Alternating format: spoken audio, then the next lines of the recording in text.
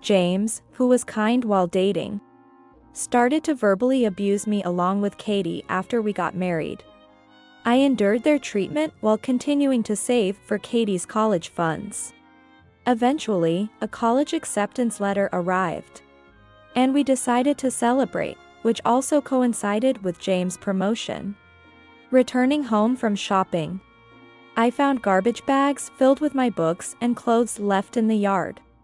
In the bedroom, James, Katie, and my mother-in-law were throwing my belongings into garbage bags. Hurry up and leave. We can't invite Grandma over because there's not enough room with you sticking around. Exactly. We don't need a failure of a wife. We'll just take the college funds, thanks. James laughed, shaking his shoulders. A bottom dweller making $5 per hour, get out. A useless mother. Bye. Bye. Something inside me snapped. Then I'll leave. I went to the yard and carried the remaining garbage bags to the car. Sitting in the driver's seat, tears of frustration overflowed. I bit my lip and vowed in my heart not to let this be the end. Remember this. I am Diane, a 50-year-old housewife. 10 years ago, I met James, a 40-year-old.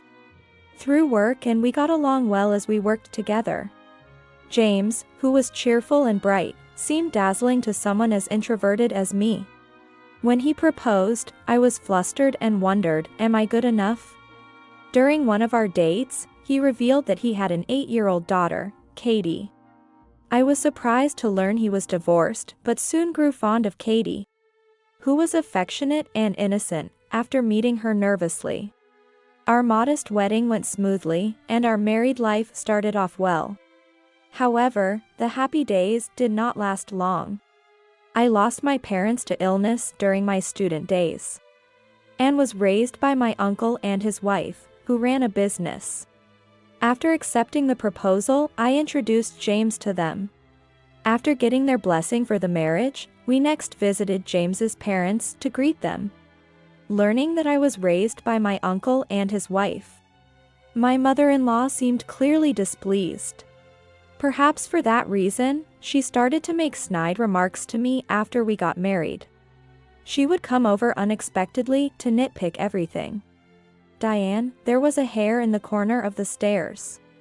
The bathroom mirror is dirty. Don't you clean it every day? And she would frequently scold.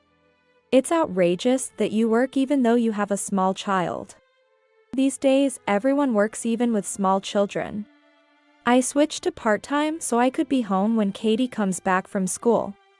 When I gently objected, my mother-in-law glared at me. How dare you talk back to your mother-in-law, insolent wife. I never asked why they divorced, but I could guess it might have been because of her nagging. Come on, Mom. If both of us work, we can save up for Katie's college funds sooner. But as years passed, like his mother, James started to verbally abuse me as well. You come back from work halfway through the day, and this is the meal you prepare? Don't you care to comfort your tired husband? I'm sorry, but it's tough to prepare 3 side dishes every day besides the main. You just want to slack off. Everyone manages to do it. My mother-in-law, who was a full-time housewife, never used store-bought prepared foods and forbade me from using them as well. So, I found time to prepare meals in advance late at night, or on weekends when the family was asleep. Just when I thought the issue was resolved, James started insisting on bringing lunch from home to save money, which of course I had to prepare. And he found fault with that too. The lunchbox contains frozen food, and the main dish is leftovers. You're cutting corners too much. Preparing all the small dishes from scratch is hard. Don't talk back, you're the wife. You know I hate pre-prepared meals. Are you trying to annoy me? James raised his voice. No more frozen or ready-made meals from now on. Diane protested, but it's the wife's job to think about the family's health and prepare meals. Do you want to make me and Katie sick? You're terrible. I'm sorry. I understand, I'll do as you say from now on. Arguing back would only lead to hours of nagging, so it seemed better to comply quietly. It meant less time for myself, but it couldn't be helped. Secretly, I had a hobby that brought me joy. After James and Katie went to bed, I would jot down various ideas in a notebook, imagining what it would be like if such things existed. This hobby, which I kept a secret from them, was a great stress reliever. As a child, I had received an award for a summer vacation research project. And this was a continuation of that interest. Dealing with complaints wasn't limited to my mother-in-law and James. Initially, Katie seemed like an innocent and adorable child. But as she entered upper elementary school, she began to act selfishly. Her mood swings would dictate whether she was affectionate or demanding extra pocket money. Then, she would insult me in front of her friends, ignore me, or worse. Being manipulated by Katie's moods left me exhausted.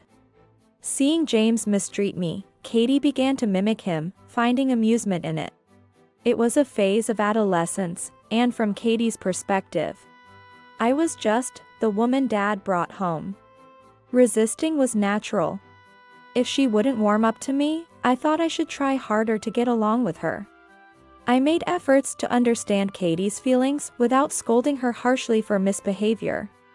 Even when she hurled insults, I didn't snap back but calmly explained, "It's not right to speak to someone older than you like that." I always attended school events and helped with homework after returning from work. Whenever Katie was sick, I would take her to the hospital and take time off work to care for her. I had no experience in raising children, though she wasn't my own. I poured love into her because she was the child of the person I loved and raised her with all my effort. However, it seems my feelings didn't reach Katie. As Katie entered high school, she needed a lunchbox. Unlike James's volume-focused meals, the appearance and variety were important for a high school girl's lunch. I woke up at 5 a.m. every day, making the lunches with care. Put fried chicken in tomorrow's. I want a hamburger in mine. They would request different dishes like this, making it quite a challenge. Yet, they often came back with their lunch boxes untouched. When I asked why, they would say nonchalantly, "I was in the mood for pasta today. I passed by a store and suddenly wanted to eat bread. I woke up at 5 to make these. I wish you would at least try them." Upon hearing this, both quickly became sullen. You change your mind about things too, don't you? Don't be so sanctimonious, it's annoying. A mother should naturally make lunches for her children. Katie's hostile tone hurt Diane more than James' words. "Sorry, When I apologized, James became emboldened. "Don't get cocky just because you made lunch. It's nothing special.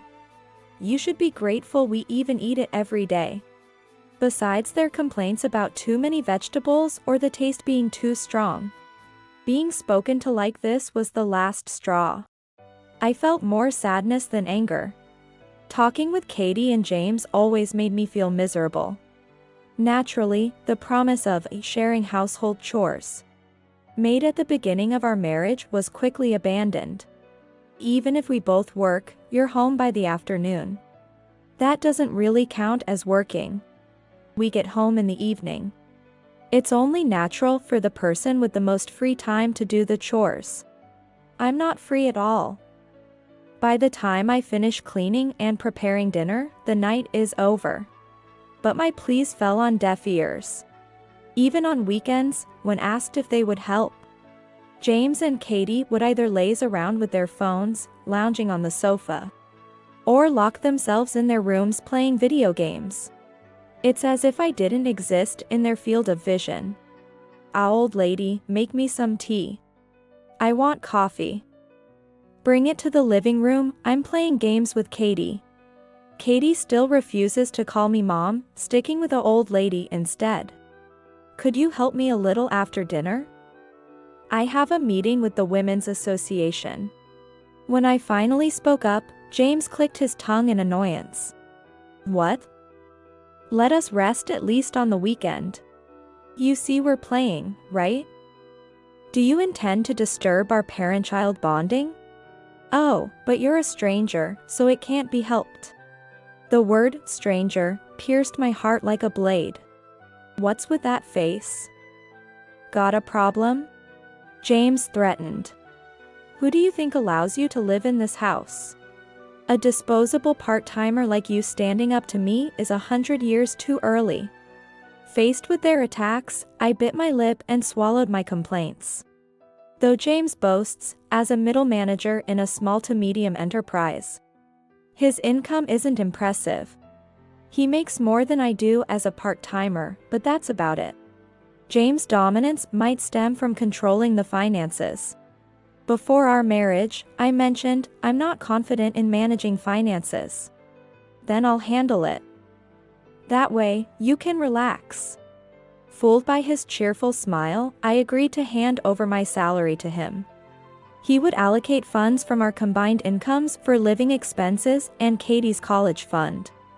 Despite his salary increasing over the years, our living expenses somehow decreased. Lately, I've been given only $1,000. Half goes to saving for college fees, and the rest covers food, daily necessities, and miscellaneous expenses. I need at least $500 more. And I want some pocket money for myself. Housewife doesn't need pocket money. Put the $500 for Katie's education into the account first. I'll check every month. I stood my ground against James. James, you often buy luxury watches and brand suits. You nag me about saving money and are stingy with it. You seem to give Katie a lot of pocket money. Why can't I buy what I want?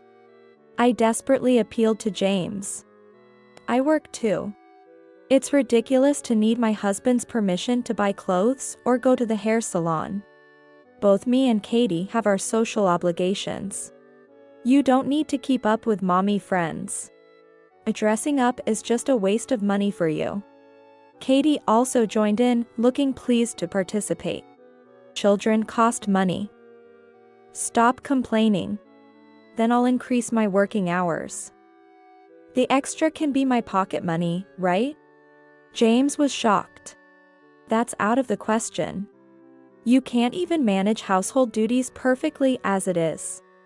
What if you neglect them even more? Mom would definitely oppose it. Mentioning his mother, I gave up on arguing. It's difficult for someone as timid and inarticulate as me to stand up to the three of them. Yet, I harbored a faint hope. Maybe if Katie gets into college and enjoys campus life, her attitude towards me will soften. Seeing Katie happily going to college with the money I saved. Perhaps James would respect me more than before. But my hopes were dashed as easily as they were formed. When the heat of the day began to increase, Katie's acceptance letter arrived. A few days later, James came home with news that made Katie cheer. Dad, you're becoming a manager? That's so cool. I got the provisional notice, but now it's confirmed. My salary and bonus are going to skyrocket. I listened with a disheartened feeling. I knew not a penny would come my way. I was certain I would still be forced to economize as before. Yay! Buy me an awesome bag to celebrate. Of course. Let's invite Mom over tomorrow for a celebration dinner. Diane, prepare a feast, all homemade, of course. Watching James and Katie call my mother-in-law, I sighed quietly. But well, this time it seemed like I might be able to spend some peaceful time without any snide remarks. The next day, I went to the supermarket to buy ingredients for steak and soup. Despite the rainy weather, Katie and James were in high spirits from the morning. When I arrived home and got out of the car, I glanced at the yard and tilted my head in confusion. A garbage bag, open and beaten by the rain, was left out. It wasn't there when we left. A bad feeling washed over me, and as I approached the garbage bag, I was shocked. Inside were my clothes. I quickly tied the bag and entered the house to confront James and Katie, only to find my mother-in-law's shoes at the entrance. Hearing noises from the upstairs bedroom, I rushed up the stairs to find James, Katie, and my mother-in-law cheerfully stuffing my books and clothes into garbage bags. "What are you doing?" "Oh, you're back? As you can see, we're throwing out trash. The old lady's stuff is all cheap stuff, huh?"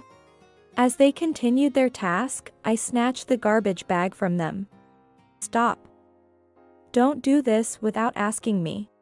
It's okay. You're no longer needed." "What?" The three of them excitedly raised their voices at me, who was looking bewildered.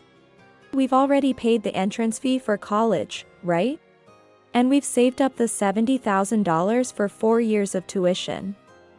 Your role as an ATM is over. Amazing how you saved up with just a $5 per hour wage. It's all thanks to me forcing you to save." I stared at James, puffing out his chest with astonishment. Why was he speaking as if it were his own achievement? James continued speaking, full of pride. "After kicking out the previous wife, I wanted to bring Mom here. But first, we thought of saving up for college. Finding a submissive woman to save up would mean Katie and I wouldn't need to save. You seemed submissive enough and just right to double as a housemaid. But Dad, you were wrong." Katie puffed out her cheeks. She couldn't do the housework perfectly. And she lectured me even though she's an outsider. Totally useless. My mother-in-law glared at me in agreement. "We married you, a parentless older woman. You should be more grateful to James instead of always complaining." The three surrounded me, saying whatever they wanted. "So, hurry up and leave. We can't have Grandma move in with you hogging the rooms." "Exactly. We don't need a failed wife. We'll just take the money." Pushing the garbage bag toward me, James smirked. "A bottom dweller earning $5 per hour, get out. Useless mother." Bye. Bye. Something inside me snapped. "Then I'll leave." I grabbed my valuables, transferred my clothes and books from the garbage bags to a suitcase, and left the room. Heading to the yard, I also moved the rain-soaked garbage bags to the car. Sitting in the driver's seat, tears of frustration spilled over. James never had any affection for me. To be treated as nothing more than a housekeeper and ATM. How much more could they belittle me?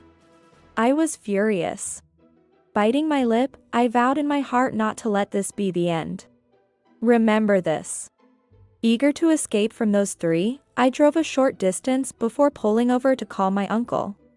Without revealing too much, I poured out everything, and my uncle, furious, immediately arranged for an empty room in a singles dormitory for me to use until I found a place to move. I decided to accept his kindness. Fortunately, only my clothes got wet in the rain, so I dried them at a laundromat near the dorm and carried them to my room. As I stored my clothes in the chest of drawers and organized my valuables, I began to feel slightly more at peace. During our relationship, James had been truly kind, and I believed I was cherished.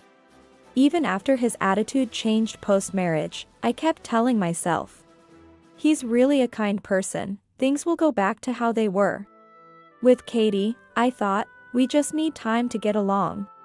And with my mother-in-law, it's natural for in-laws to clash.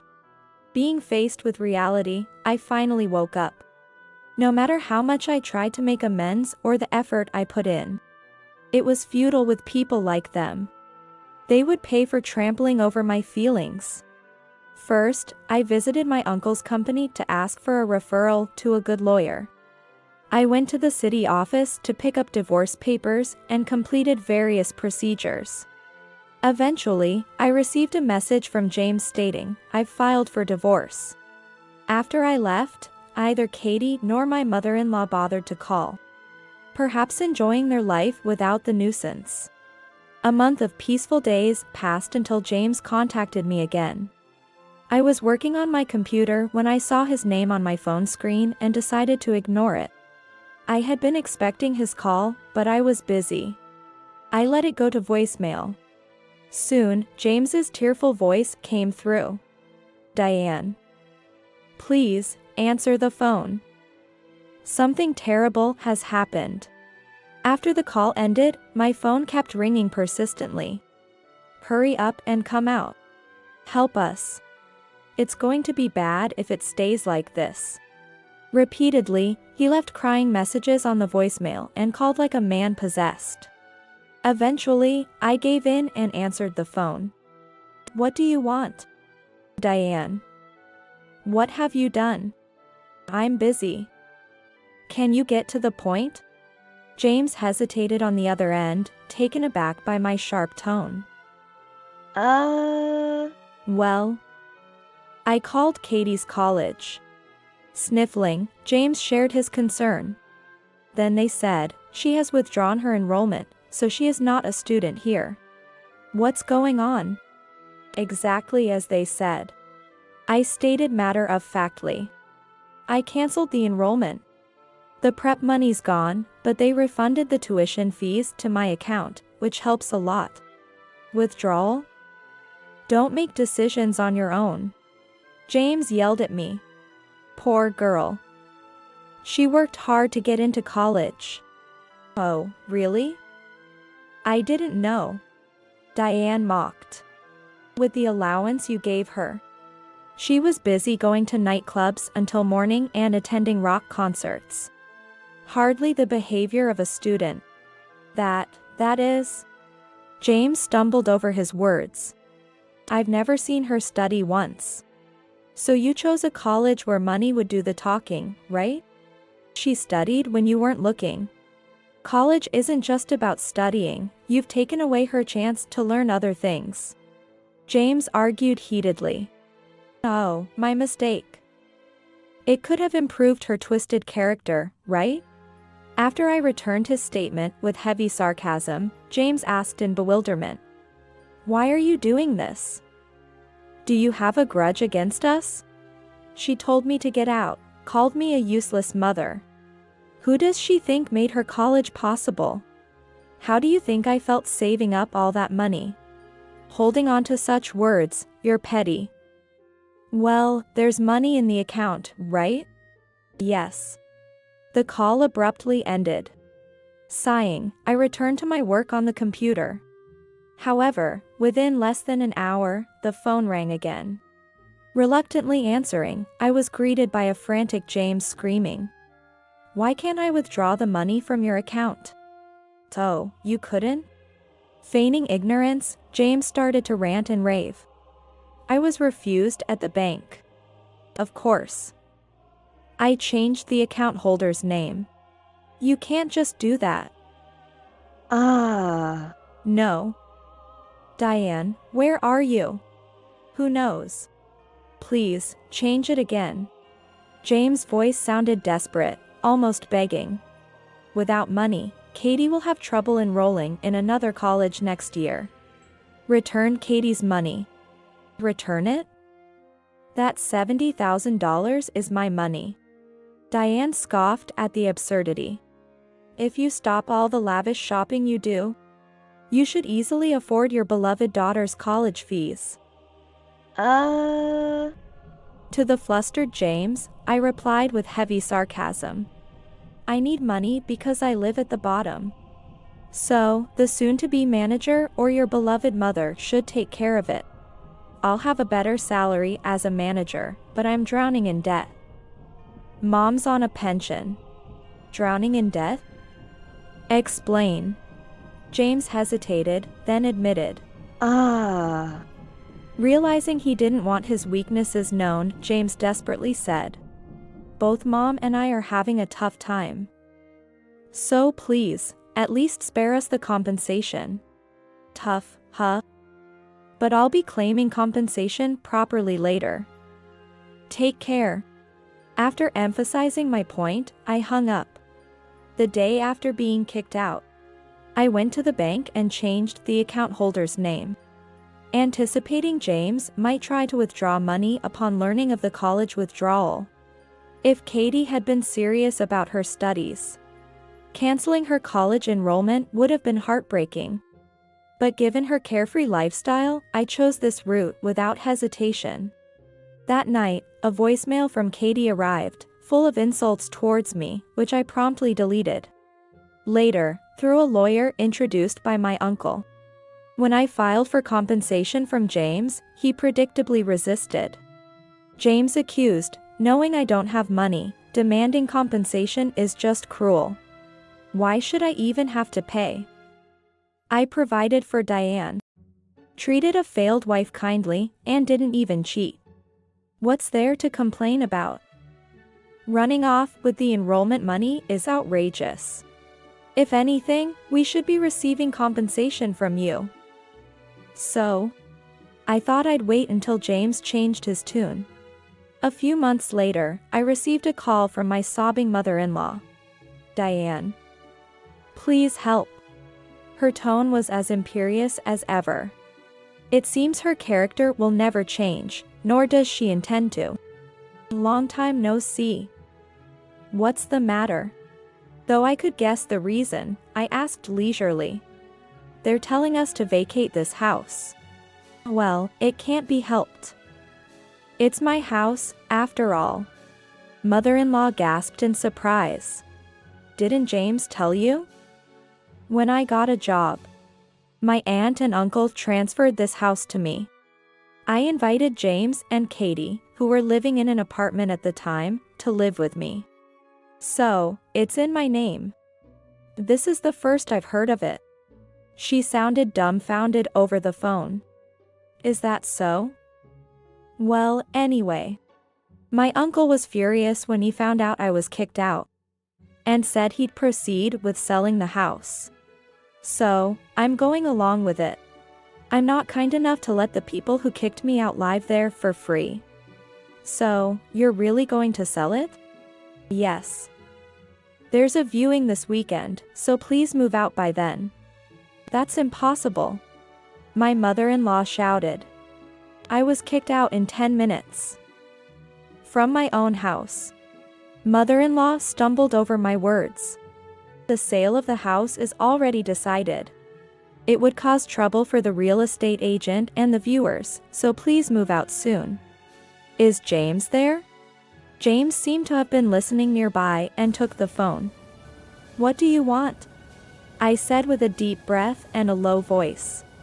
Who do you think allowed you to live in that house? James was speechless, and I asked with a half smile. That's a relief. How does it feel to hear those words? Damn it. I'm not paying any compensation. See if you can get it. I was told to discuss this through a lawyer. I said this with a tone of exasperation, but James continued to yell regardless. You, with your low salary, plan to leech off compensation, huh? Pathetic. But I'm not paying a cent. Are you sure you want to be so confident? I said this with a mix of disbelief and annoyance. I have plenty of evidence. The abusive words you, Katie, and your mother hurled at me are recorded and noted. While you forced me to economize, you squandered money on luxury goods. There's no escaping this. A mother saving for her child is natural. And a wife should obey her husband. That's right. If you have something to say, earn more than me. They both made a scene with their vulgar attitudes. Return the college funds, thief. If you really don't return it, we'll sue you. Suit yourself. Enough, both of you. Katie, over the phone, tried to calm her mother and James. I'm really angry at her. Stealing my important college funds. That's the lowest a parent can get. Katie, you are right. You were looking forward to college so much. It's heartbreaking. James' voice sounded like he was on the verge of tears. But it's okay. There's next year. If Dad becomes a manager, our salary will increase, and life will get easier. That's true. James shouted with apparent joy.